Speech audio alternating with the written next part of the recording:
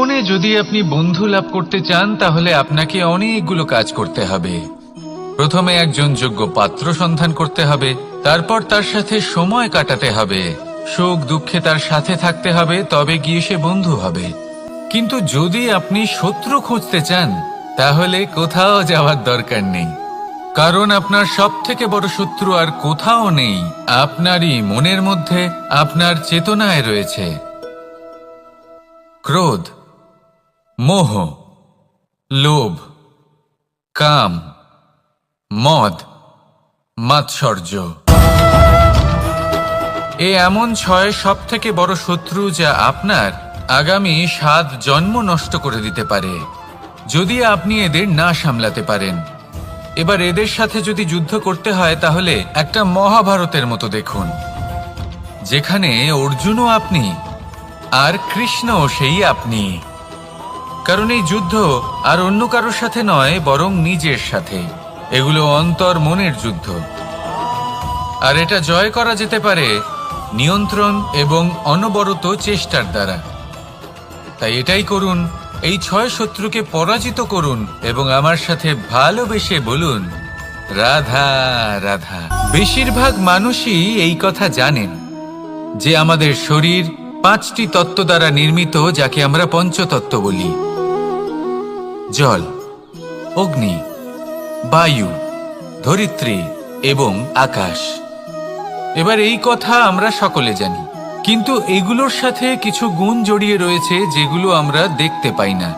যদি এই গুণগুলি আমরা আত্মসাৎ করতে শিখে যাই তাহলে সাক্ষাৎ পরমেশ্বরের দর্শন আমরা পেতে পারি। যদি কথা বলি প্রথম তত্ত্বের, জলের কথা, জল যা প্রত্যেক জ্বলনকে শীতলতা প্রদান করে। এই জলকে দেখুন, যা শুধু প্রবাহিত হতে জানে, থামতে জানে না। জল পাথরের সাথে সংঘর্ষ করতে জানে, যার পথে অনেক বাধা আসে, কিন্তু সে প্রবাহিত হতে থাকে। নিরাকার হলো এই জল, যে কোনো পাত্রেই রাখুন না কেন তার আকার ধারণ করে নেবে। এটাই হলো এর বিশেষত্ব এবং এটাই হলো আমাদের শিক্ষা। কিভাবে প্রবাহমান থাকতে হবে, কিভাবে আমাদের থামলে চলবে না, তাতে আমাদের পথের মধ্যে যতই যেরকমই সমস্যা আসুক না কেন, আমাদের এই জলের মতোই নিরাকার হয়ে যে কোনো পরিস্থিতিতেই প্রবাহমান থাকতে হবে। এই শিক্ষাই জলের থেকে লাভ করুন আর আমার সাথে ভালোবেসে বলুন, রাধা রাধা। আলস্য আপনার আরো একটা অত্যন্ত বড় শত্রু, যা আপনার মনের মধ্যে বসবাস করে আর ধীরে ধীরে আপনার কার্য শরীরের একটা অংশ হয়ে ওঠে। সব কাজে দেরি করিয়ে দেয়, সবকিছু নষ্ট করে দিতে পারে এই আলস্য। এই কাজ আজকে হলো না, কোনো ব্যাপার নয়, কালকে করে নেব।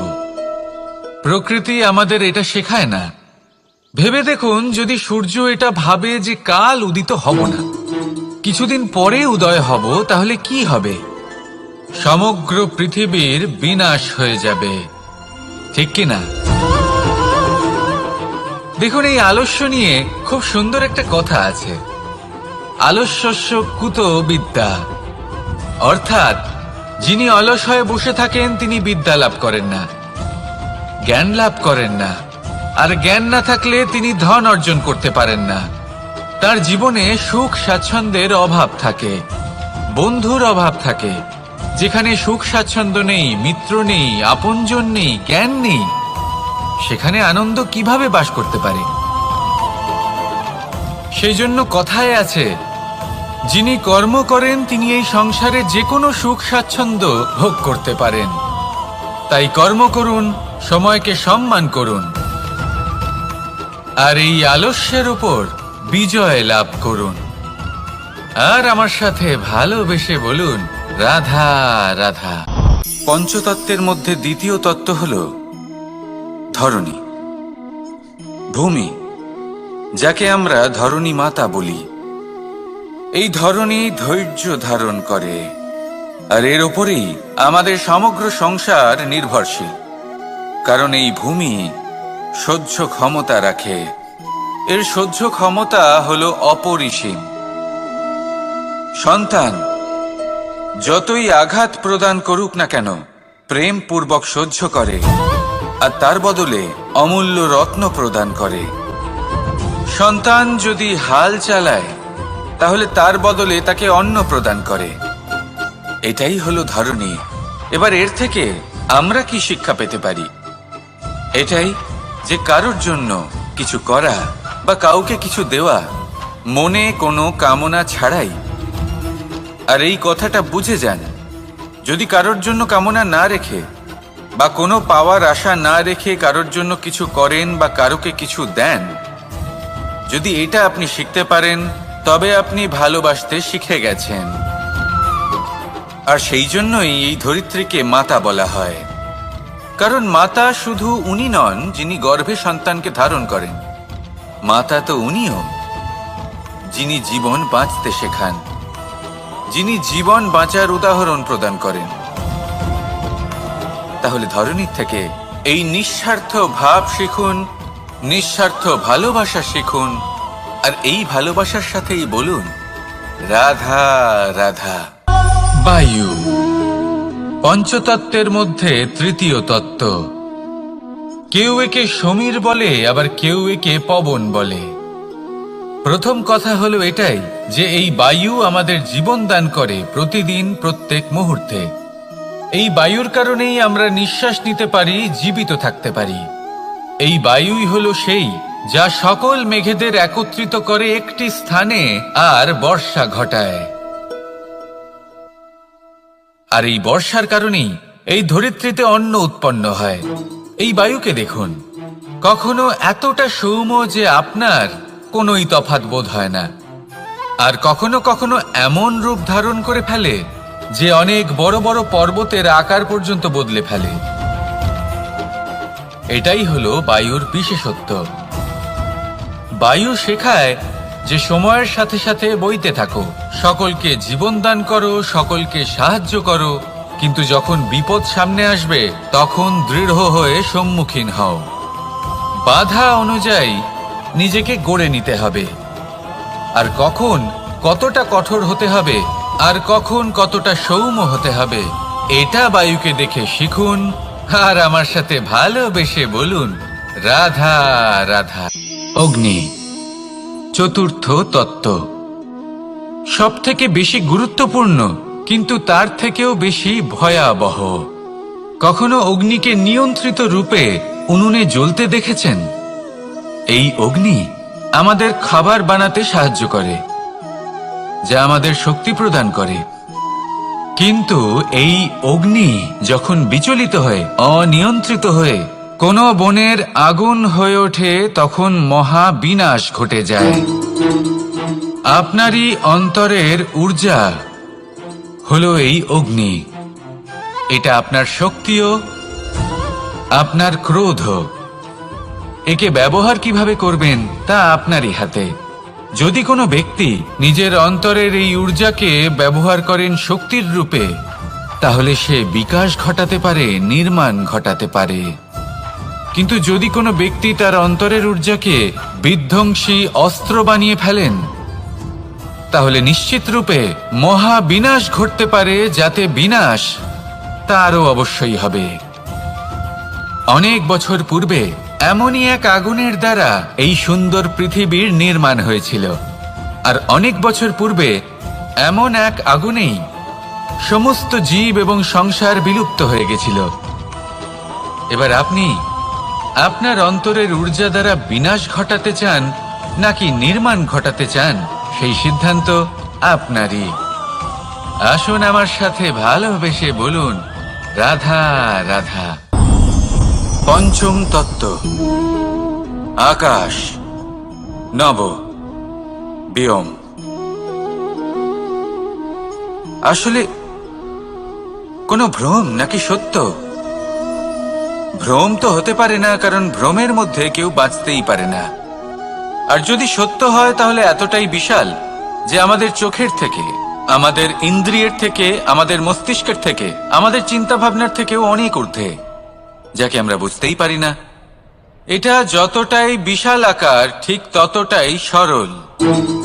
এই আকাশ যতই অন্ধকারাচ্ছন্ন ততটাই আলোর প্রকাশ প্রদান করে থাকে। দেখতে গেলে এ হলো জীবনের সঞ্চালক, কিন্তু যদি ক্রুদ্ধ হয়ে যায় তাহলে প্রাণ কেড়ে নিতেও দ্বিধাবোধ করে না। এই আকাশ শুধুমাত্র পৃথিবী লোক নয়, বরং এই সমগ্র ব্রহ্মাণ্ডকে, এই সমগ্র সৃষ্টিকে, এর প্রত্যেকটা তারাকে, প্রত্যেকটা গ্রহকে একটা বিশেষ স্থান প্রদান করে। এর নিজের কোনোই অস্তিত্ব নেই, কিন্তু সকলকে অস্তিত্ব প্রদান করে। এটাই হলো এই আকাশের মাহাত্ম্য। এই আকাশই হলো মাহাত্ম্যের প্রতিরূপ, যা আমাদের ভাবনা দ্বারা উৎপন্ন হয়। আপনিও আকাশের মতো এই বোধকে আপন করে নিন। আপনার জীবনও আকাশের মতন মহান এবং বিশাল হয়ে উঠবে। আর তখনই মন সুপ্রসন্ন হয়ে বলবে, রাধা রাধা। কাম, তৃতীয় পুরুষার্থ। এবার অধিকাংশ মানুষই কাম বলতে বিলাসিতা, বাসনা, লালসা মনে করে ফেলে।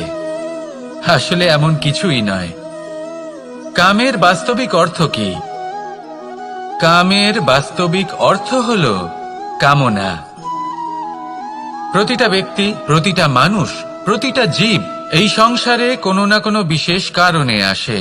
সেই কারণকে পূর্ণ করার জন্য কর্ম করাকে কাম বলে। এখন সেটা সবার জন্য ভিন্ন হতে পারে। কারোর কাছে সেটা জ্ঞান অর্জন করা হতে পারে, আবার কারোর কাছে নির্মাণ করা হতে পারে। কারোর জন্য পরিবারকে সঞ্চালন করা হতে পারে, আবার কারোর জন্য এই সংসার থেকে পাপ দূর করা হতে পারে। কিন্তু সবথেকে গুরুত্বপূর্ণ হলো যে মানুষ যেন নিজের কর্ম ঠিক করে করে, সম্পূর্ণ যত্ন নিয়ে করে। তৃতীয় পুরুষার্থ মানে এই কাম। এটার অনুচিত অর্থ নিজেকে বোঝানো মানেই সমগ্র জীবনকে অর্থহীন করে দেওয়া। তাই প্রেম দ্বারা আপনার এই সংসারে আসার কারণটাকে অনুসন্ধান করুন, আর এই প্রেমের সাথেই বলুন, রাধা রাধা। এবার এই পুরুষার্থের বিষয়ে আপনারা অবশ্যই শুনেছেন, মোক্ষ, চতুর্থ পুরুষার্থ। আপনারা কি জানেন এই মোক্ষ আসলে কি? ধর্ম, অর্থ, কামনার পালন করতে করতে মৃত্যু লাভ করা, এটাই কি মোক্ষ? না, মোক্ষ হলো সেটাই যা জন্ম এবং মৃত্যুর ঊর্ধ্বে। প্রত্যেক ব্যক্তি, প্রত্যেক জীবই সংসারে কোনো না কোনো বিশেষ প্রয়োজনে আসে। ধর্মপথে, সৎপথে অর্থ উপার্জন করা, প্রয়োজনকে পূর্ণ করার চেষ্টা করতে করতে সেই প্রয়োজনকে পূর্ণ করা তাকে মুক্তির পথে নিয়ে যায়, যা হলো মোক্ষ। যদি এই মোক্ষ লাভ না হয় তাহলে মানুষ জন্ম এবং মৃত্যুর এই চক্রে বারবার ফিরে আসবে। তাই নিঃস্বার্থভাবে সদ্ভাব নিয়ে কর্ম করুন, সকলকে ভালোবাসুন, আর আমার সাথে বলুন, রাধা রাধা। মানুষ বড়ই বিচিত্র প্রাণী। অধিক থেকে অধিকতর ধন লাভ করার চেষ্টায় নিজের শরীরকে নষ্ট করে ফেলেন, নিজের শক্তি হারিয়ে ফেলেন, নিজের সামর্থ্য হারিয়ে ফেলেন। আর যে ধন লাভ করেন সেটা কোথায় যায়? সেই শক্তি, সেই সামর্থ্যকে আবার ফিরে পাওয়ার জন্য। আর কিছু মানুষ জীবন এমনভাবে যাপন করেন যেন তা কখনোই শেষ হবে না। কিন্তু শেষ তো সবারই হবে। আর যখনই শেষটা কাছে চলে আসে তখন মানুষ এটা বুঝতে পারেন যে সে জীবনকে উপভোগ করেননি। তার কারণটা কি? লালসা। এই লালসা জন্ম দেয় লোভকে, আর এই লোভ জন্ম দেয় আপনারই বিনাশকে। সেই জন্য আজ আপনার কাছে যা কিছু আছে, যেমনটা আছে, তার সাথে জীবন যাপন করুন, পূর্ণরূপে যাপন করুন। আপনার কাছে যতই ধন, শক্তি, মান থাকুক, তা সবার মধ্যে ভাগ করতে শিখুন। ভাগ করলে ভালোবাসা বাড়ে, আর এই ভালোবাসা দ্বারা জীবন আরো সুখময় হয়ে ওঠে। তাহলে আসুন আর আমার সাথে ভালোবেসে বলুন, রাধা রাধা। মন, জীবনে যখনই কোনো বস্তু বা সুখ স্বাচ্ছন্দ্য অধিক মাত্রায় আপনার কাছে চলে আসে, তখন নিজেকে শ্রেষ্ঠ মনে করার একটা প্রবণতা দেখা যায়, যা হয় আত্মবিশ্বাসে পরিণত হয়, নয়তো অহংকারে। এবার আত্মবিশ্বাস আর অহংকারের মধ্যে অনেক বড় পার্থক্য রয়েছে। আমি এটা করতে পারি, আমি ওটাও করতে পারি, এ হলো আত্মবিশ্বাস। শুধুমাত্র আমি এটা করতে পারি, শুধুমাত্র আমি ওটাও করতে পারি, আমি হলাম সর্বশ্রেষ্ঠ, এটা হলো অহংকার। এবার এই অহংকার এর ধ্বনি অনেক দূর প্রবাহিত হয়, আর এর প্রহার সর্বপ্রথম আপনাকে বিপর্যস্ত করে। এবার এই অহংকার এর বিপরীত শব্দ হলো বিনয়, অর্থাৎ নিজের ঊর্ধ্বে উঠে অন্যের বিষয় ভাবনা চিন্তা করা, সংসারের বিষয়ে ভাবা।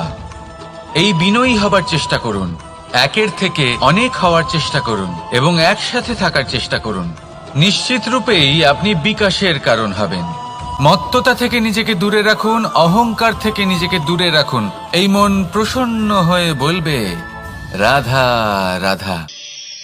জীবনে যখন কোনো ব্যক্তি নিজের লক্ষ্য প্রাপ্তির জন্য নিরন্তর পরিশ্রম করতে থাকেন, চেষ্টা করতে থাকেন, তখন তিনি কষ্ট অনুভব করেন, কখনো শারীরিক কষ্ট, কখনো মানসিক কষ্ট। এবার উনি এটা ভাবতে থাকেন যে আমি কি উচিত করছি নাকি অনুচিত করছি। কারণ অন্যদিকে এমন একজন ব্যক্তিও আছেন যিনি একদমই পরিশ্রম চেষ্টা করছেন না। তিনি মদিরা পান করেন, বিলাসিতায় জীবন কাটান, অলস প্রকৃতির হয়ে ওঠেন, নিদ্রাতে বিলীন হয়ে থাকেন আর ভাবেন যে তিনি সুখ লাভ করছেন। কিন্তু এরকম কেন হয়? কারণ যখন আমরা সৎ পথে থাকি, উচিত পথে চলি, লক্ষ্য প্রাপ্ত করার জন্য চেষ্টা করতে থাকি, তখন আমাদের ভেতরে থাকা নেতিবাচক শক্তি এবং পাপ এই দেহকে ত্যাগ করে দেয়। আর এই অনুভূতিটাই আমাদের দুঃখের অনুভূতি দেয়, কষ্ট দেয়। এবার সেখানে যদি আমরা কুপথে চলি, অনুচিত পথে চলতে থাকি, তাহলে আমাদের ভেতরে থাকা পুণ্য এবং ধনাত্মক শক্তি আমাদের দেহ ত্যাগ করে দেয়। আর এই অনুভূতির কারণেই আমরা সুখ অনুভব করি। কিন্তু কখনো ভাববেন যে এই সুখ বেশি সময় পর্যন্ত থাকে না। সেই জন্য সবসময় মনে রাখবেন, যদি আপনি জানেন যে এটাই আপনার লক্ষ্য, এটাই উচিত পথ, শুভ পথ, তাতে নিরন্তরভাবে এগিয়ে যেতে চেষ্টা করতে থাকুন। এই কষ্ট আপনাকে সুখের পরাকাষ্ঠায় কখন পৌঁছে দেবে তা আপনি জানতেই পারবেন না। আসুন আমার সাথে ভালোবেসে বলুন, রাধা রাধা। ঈর্ষা আমাদেরই মনে বসবাস করা আরো একটা শত্রু। তবে এই শত্রু কখনো কখনো আমাদের জন্য লাভদায়কও হতে পারে, কিন্তু যদি আমরা সতর্ক না থাকি তাহলে সেটা ততটাই ঘাতক হয়ে উঠতে পারে। যদি আপনার কোনো প্রতিদ্বন্দ্বী থেকে থাকে যে এগিয়ে চলেছে, তাকে দেখে আপনার মনে ঈর্ষা উৎপন্ন হয়, আর ঈর্ষাবশত আপনি নিরন্তর চেষ্টা করতে থাকেন, পরিশ্রম করতে থাকেন সামনে এগোনোর জন্য, তাহলে তার দ্বারা আপনার বিকাশই হবে।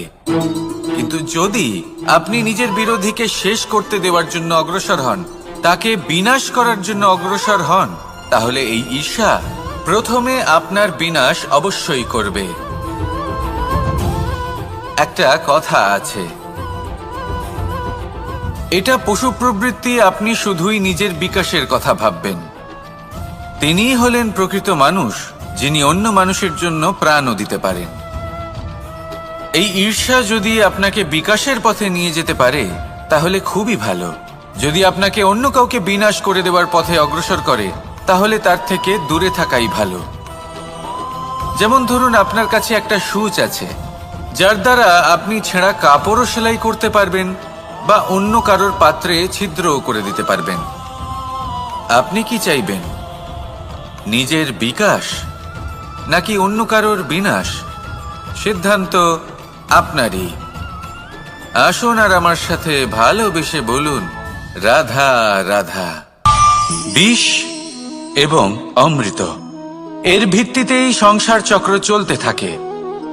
যখন সমুদ্র মন্থন হয়েছিল তখন এই দুই প্রাপ্ত হয়েছিল।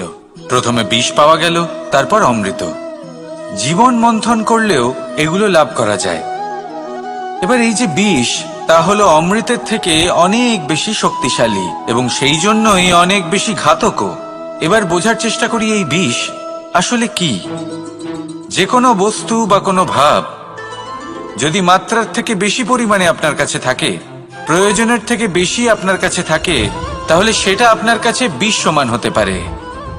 তা সে ধন হোক, শক্তি হোক, সম্মান হোক, ইত্যাদি ইত্যাদি।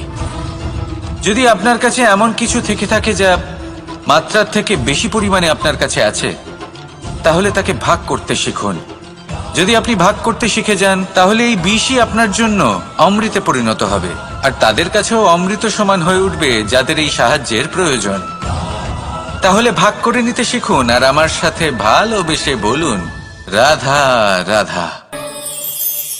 কোনো বাড়িতে, কোনো পরিবারে যখন কারোর জন্ম হয়, তখন তা কত সুখের মুহূর্ত হয়। সেই ছোট্ট সন্তান যখন কিছুটা বড় হয়, সে হাঁটার চেষ্টা করে, আর সেই প্রক্রিয়াতেও খুব বড় একটা শিক্ষা লুকিয়ে রয়েছে, ঠেলে দেওয়া। যখন আপনি হাঁটতে চান, সামনে এগোতে চান, তখন আপনি কি করেন? নিজের পায়ের তলার যে মাটি, তাকে আপনি পেছনে ঠেলে দেন। ব্যাস, এই একই জিনিস তো জীবনেও শিখতে হবে। এবার যদি আপনি জ্ঞানের পথে অগ্রসর হতে চান, তাহলে অজ্ঞানতাকে পেছনে সরিয়ে দিতে হবে। যদি আপনি প্রকাশের দিকে এগোতে চান, তাহলে অন্ধকারকে পেছনে সরিয়ে দিতে হবে। যদি আপনি ভবিষ্যতে সফল হতে চান, তাহলে অতীতের যে অসফলতাগুলিকে পেছনে সরিয়ে দিতে হবে। যে জল বইতে বইতে থেমে যায়, তাকে আমরা নালা বলে থাকি। তার থেকে দুর্গন্ধ বের হয়। কিন্তু যে জল বইতেই থাকে, তাকেই আমরা পবিত্র জল বলি। তাহলে আপনিও কর্ম করতে থাকুন, কখনো থামবেন না। আর আমার সাথে ভালোবেসে বলুন, রাধা রাধা। যোগাসন। যোগাসনে আসন অত্যন্ত গুরুত্বপূর্ণ। এবার আমি বলবো সবথেকে শ্রেষ্ঠ আসন কোনটি। আশ্বাস। নিজেকে আশ্বস্ত করতে থাকুন যে আমি আছি, সব ঠিক হবে, যা হচ্ছে ভালোর জন্য হচ্ছে। এই আশ্বাস আপনাকে জীবনে এমন ধনাত্মক বিশ্বাস দেবে যে আপনি বড় বড় সমস্যার সমাধান করতে পারবেন। এবার যদি কথা বলি সবথেকে কঠিন সময়ের, তাহলে সেটা হলো বিচ্ছেদের। যা মা সীতাকে সহ্য করতে হয়েছে শ্রীরামের জন্য, রাধা কৃষ্ণকেও সহ্য করতে হয়েছে। যে ব্যক্তি বিচ্ছেদের সময় সঠিক পথে চলে এসেছে, সে জীবনে অনেক শ্রেষ্ঠ স্থানে অবশ্যই পৌঁছতে পারবে। এবার যদি কথা বলি সবথেকে জরুরি এবং গুরুত্বপূর্ণ সময়ের, তাহলে সেটা হলো সংযোগ। সকলকে সাহায্য করতে থাকুন। আপনি অন্যদের সাহায্য করে তাদের যত আনন্দ দিতে পারবেন, ততটাই আনন্দ আপনারও জীবনে অবশ্যই আসবে। আসুন আর আমার সাথে ভালোবেসে বলুন, রাধা রাধা। কামবোধ। এটাই আপনার অন্তরের প্রথম শত্রু। বেশিরভাগ মানুষই কামবোধ বলতে লালসা বোঝেন, কিন্তু এটা সম্পূর্ণ সত্য নয়। কামের আসল অর্থ হলো কামনা। এটা খুবই সহজ ব্যাপার। মনুষ্য শরীর থাকলে, মানুষের মন থাকলে, এই কামনা অবশ্যই থাকবে। এবার এটাই দেখতে হবে যে এই কামনা নেতিবাচক কামনা নাকি ইতিবাচক কামনা। অন্য কারোর জিনিসে নজর দেওয়া, অন্য কোনো মানুষের উপর নজর দেওয়া, কোনো অনুচিত বস্তুর দিকে নজর দেওয়া, এই নেতিবাচক কামনা। আর এই দুষ্কামনা মানুষকে দিয়ে অপকর্ম করাবেই করাবে। তাই মনে রাখবেন, যে ব্যক্তি নিজের কামনাকে নিয়ন্ত্রণে রাখতে পারেন, তিনি সঠিক পথেও থাকেন, সঠিক লক্ষ্যে পৌঁছতেও পারেন। যিনি কামনা নিয়ন্ত্রণে রাখতে পারেন না, তিনি তার পথও হারিয়ে ফেলেন এবং লক্ষ্যচ্যুতও হন। তাই মনে রাখবেন, নিজের কামনাগুলিকে নিয়ন্ত্রণে রাখুন। কাম নামক এই শত্রুর ওপর বিজয় লাভ করুন। আর আমার সাথে ভালোবেসে বলুন, রাধা রাধা। ক্রোধ। আপনার অন্তরের আরো একটা শত্রু। এই ক্রোধ আসলে কি? আপনার মনের এক ভাবনা, যা আপনার মনেই উৎপন্ন হয়। এই মন আত্মার সাথে যুক্ত থাকে। এখন একটা ভাবনা যা আত্মার সাথে যুক্ত থাকে, তাকে অনুচিত কেন বলা হয়, সেটা বোঝার চেষ্টা করুন। ক্রোধ কখনো কখনো জরুরি হয়, বিশেষ রূপে তখন যখন আপনি সঠিক পক্ষে দাঁড়িয়ে রয়েছেন এবং সামনের ব্যক্তি অধর্মের পক্ষে রয়েছেন আর বিনম্রভাবে মানছেন না। যেমন শ্রীরাম ক্রুদ্ধ হয়েছিলেন সাগরের ওপর, ওটা উচিত ছিল, আর তা ততক্ষণই উচিত যতক্ষণ আপনি ক্রোধকে নিয়ন্ত্রণ করছেন। যদি ক্রোধ আপনাকে নিয়ন্ত্রণ করতে শুরু করে তাহলে পরিস্থিতি এমনও হতে পারে, ধরুন একজন ব্যক্তির প্রতি ক্রোধের কারণে আপনি তার ক্ষতি করতে চান। আপনি একটা কয়লা হাতে নিলেন, আর সেই কয়লা সামনের ব্যক্তির ক্ষতি করার পূর্বে আপনার হাত জ্বালিয়ে দেবে। ব্যাস, ক্রোধ এটাই করে, সর্বপ্রথম আপনার ক্ষতি করে, আপনার বিবেক হরণ করে নেয়, আপনি আপনার নিয়ন্ত্রণ হারিয়ে ফেলেন আর সবকিছু নষ্ট হয়ে যায়। বেশিরভাগ মানুষ ক্রোধে এমন সিদ্ধান্ত নেন যে সেটা তাদেরই বিনাশের কারণ হয়ে দাঁড়ায়। আর কিছু মানুষ বলেন যে আমাদের জীবনে এত যন্ত্রণা আছে, এত সংকট আছে যে ক্রোধ উৎপন্ন হবেই। আর এরকম সময় এটাই উচিত হবে যে আপনি নিজেকে ক্রোধের থেকে দূরে রাখুন আর তারপর সমস্যার নিবারণ করুন। আর এই নিবারণই আপনার জীবনকে একটা শ্রেষ্ঠ স্তরে পৌঁছে দেবে। তাহলে ক্রোধ থেকে দূরে থাকুন, সুপ্রসন্ন থাকুন, আর আমার সাথে ভালোবেসে বলুন, রাধা রাধা। লোভ আপনার অন্তরের আরো একটা শত্রু। দেখতে গেলে এটা একটা শব্দ, একটা সংস্কৃত শব্দ, লব ধাতু থেকে উৎপন্ন হয়েছে। এর অর্থ কিছু লাভ করা। কিছু লাভ করা অনুচিত নয়, আরো কিছু লাভ করাও অনুচিত নয়, কিন্তু সব থেকে বেশি আমিই লাভ করব, আমি আরো চাই, আরো বেশি চাই, আরো বেশি পেতে চাই, এটাই হলো লোভ। আর এই লোভ যখন গ্রাস করে তখন আপনি যা পেতে চান, সে ধনই হোক বা মানই হোক, তা অর্জন করার জন্য মানুষ যে কোনো স্তরে পৌঁছে যেতে পারে। যদি মানুষ ধন অর্জন করতে চান তাহলে তার জন্য তারা অধর্মের পথেও চলতে পারেন। যদি সম্মান অর্জন করতে চান তাহলে অন্য মানুষকে ছোটও করতে পারেন। শেষ পর্যন্ত আপনার এটা মনে হতে পারে যে যদি একটু অল্পই প্রাপ্ত করতাম, কিন্তু ভালোবেসে প্রাপ্ত করতাম, এই জীবন আরো অনেক বেশি সুখী হতো। লোভ আপনার জীবনে, আপনার মনে কখন যে প্রবেশ করবে সেটা আপনি জানতেও পারবেন না। তাই এটা চিনতে শিখুন আর তৎক্ষণাৎ জীবন থেকে বাইরে ফেলে দিন। যা কিছু লাভ করতে চান তা ভালোবেসে লাভ করুন, আর সেই ভালোবাসার সাথেই বলুন, রাধা রাধা। মোহ আপনার অন্তরের আরো একটা শত্রু। এবার মানুষ প্রেম আর মোহের মধ্যে পার্থক্য বুঝতে পারে না। কিছু মানুষ ভাবে যে মোহর মধ্যে খারাপ কি আছে। যদি কোনো মানুষের তার বাবা মার প্রতি, তার সন্তানের প্রতি মোহ থাকে, তবে খারাপ কি আছে? খারাপ আছে, আর সেটা তাদের জন্য খারাপ হতে পারে যাদের প্রতি আপনার এই মোহ আছে। এবার মোহ আর প্রেমের মধ্যে পার্থক্য আপনাকে বোঝাচ্ছি। মোহ শুধুমাত্র পেতে চায়, সেখানে প্রেম শুধুমাত্র দিতে শেখায়। এই দুই পরিস্থিতিতেই আপনার হাত প্রসারিত থাকে। মোহের ক্ষেত্রে কোনো বস্তু বা কোনো ব্যক্তিকে লাভ করার জন্য, আর প্রেমে শুধুই প্রদান করার জন্য। মোহর বশে আপনার পায়ে বাঁধন পড়ে যেতে পারে। যদি মাতা পিতার তার সন্তানের প্রতি মোহ থাকে তাহলে তারা তাদের সন্তানকে কখনো দুঃখে, চিন্তায়, যন্ত্রণায় দেখতেই পারবে না। সেই জন্য তারা সন্তানকে বেঁধে রাখতে চান একটা সুরক্ষিত ক্ষেত্রে, যেখান থেকে না তারা সংসারকে দেখতে পায়, না পরখ করতে পারে, না কিছু শিখতে পারে, না বিকট পরিস্থিতির সম্মুখীন হতে পারে। ঠিক যে কারণে তারা দুর্বল হয়ে পড়ে, অজ্ঞানী হয়ে ওঠে। তাদের বিকাশ সেখানেই স্তব্ধ হয়ে যায়, আর সেখানে প্রেম শুধুমাত্র বিকাশের পথে নিয়ে যায়। মা বাবা যদি সন্তানকে ভালোবাসেন তাহলে তাকে ছেড়ে দেন যে যাও সংসারকে দেখো, পরখ করো আর শেখো। কিভাবে এর সাথে লড়াই করতে হবে সেটা নিজে শেখো। নিজের শক্তি নিজেই বাড়িয়ে তোলো, নিজের পথ চয়ন করো। সেই জন্য এই মোহর শিকল ভেঙে ফেলুন আর প্রেমকে আপন করে নিন। আর এই প্রেম দ্বারাই বলুন, রাধা রাধা।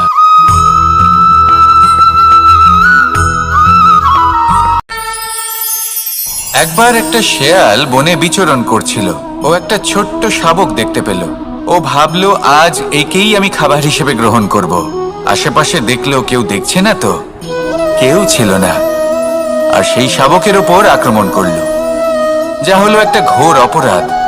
বনের নিয়ম অনুসারে আপনি কখনোই শাবকের উপর আক্রমণ করতে পারেন না। তারপর এই খবরটা যখন রাজা সিংহ জানতে পারলেন, সভার আয়োজন করলেন। কিন্তু সেখানে শেয়াল বলল, আমি তো এরকম কিছু করিনি। কিন্তু যদি আপনি এরকম বলেন, কোনো প্রমাণ দিন, এর কোনো সাক্ষী আছে? তখন রাজা সিংহ পেঁচাকে ডেকে পাঠালেন, যে সেই মুহূর্তে বৃক্ষের শাখার ওপর বসেছিল। সে সব কিছু দেখেছিল। পেঁচা সব সত্যি কথা বলল, আর শেয়ালকে মৃত্যুদণ্ড দেয়া হলো।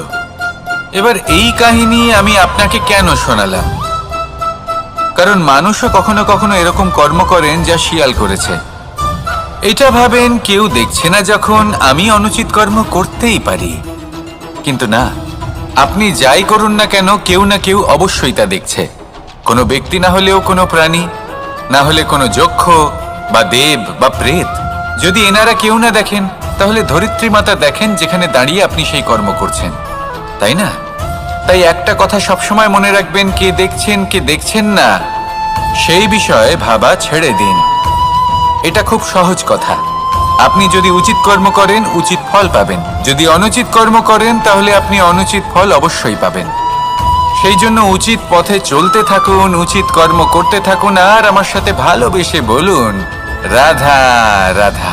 জীবনে যদি আপনি বন্ধু লাভ করতে চান, তাহলে আপনাকে অনেকগুলো কাজ করতে হবে। প্রথমে একজন যোগ্য পাত্র সন্ধান করতে হবে, তারপর তার সাথে সময় কাটাতে হবে, সুখ দুঃখে তার সাথে থাকতে হবে, তবে গিয়ে সে বন্ধু হবে। কিন্তু যদি আপনি শত্রু খুঁজতে চান, তাহলে কোথাও যাওয়ার দরকার নেই।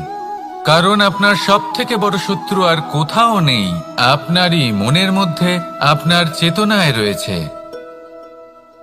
ক্রোধ, মোহ, লোভ, কাম, মদ, মাৎসর্য।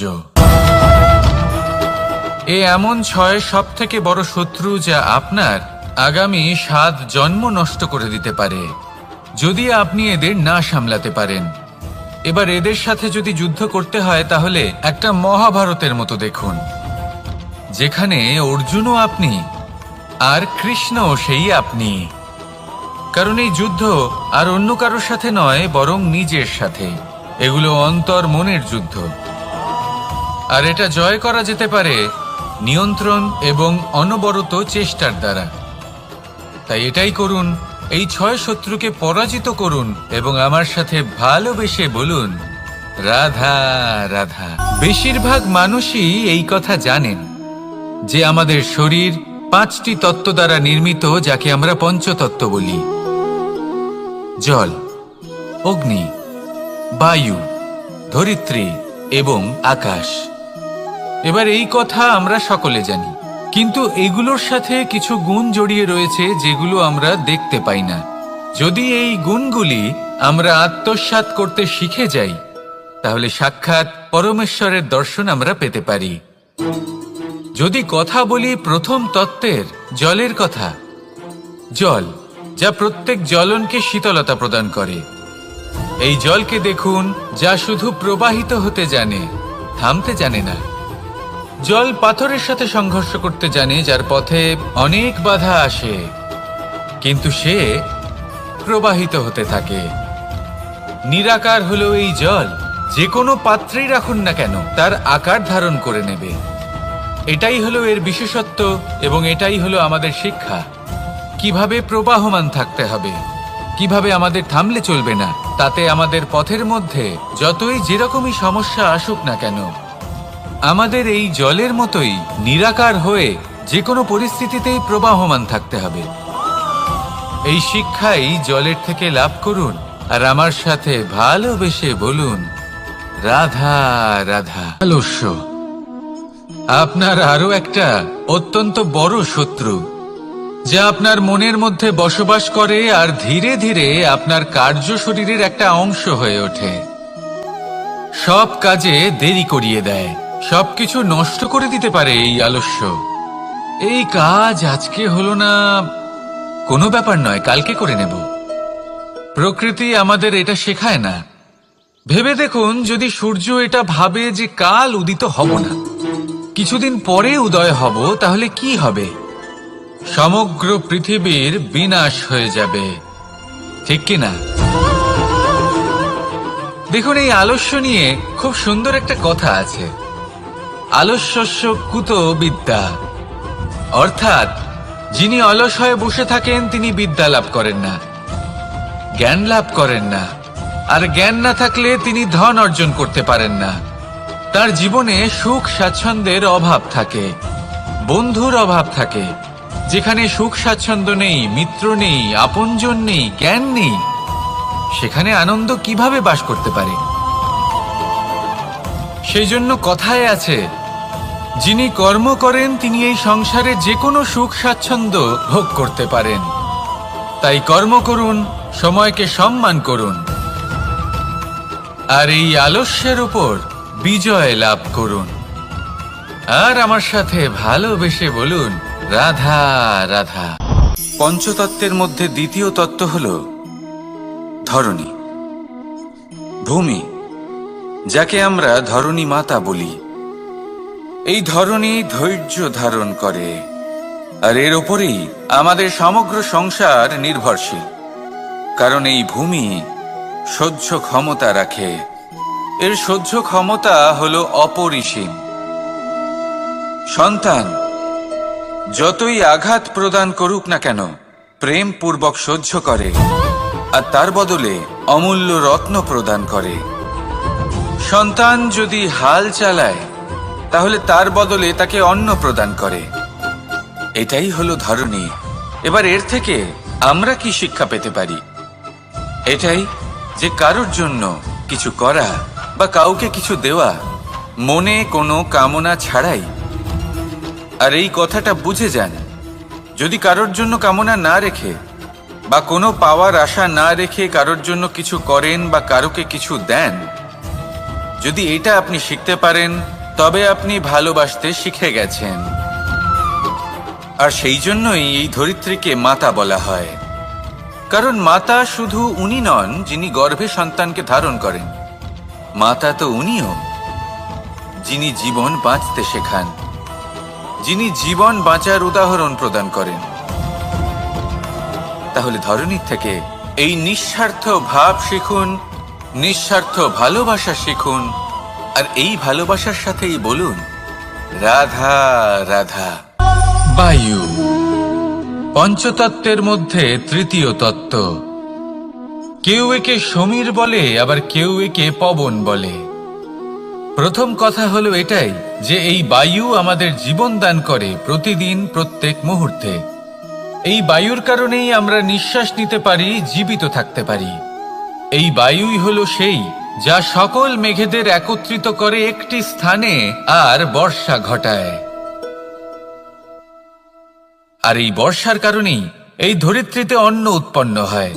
এই বায়ুকে দেখুন, কখনো এতটা সৌম্য যে আপনার কোনোই তফাৎ বোধ হয় না, আর কখনো কখনো এমন রূপ ধারণ করে ফেলে যে অনেক বড় বড় পর্বতের আকার পর্যন্ত বদলে ফেলে।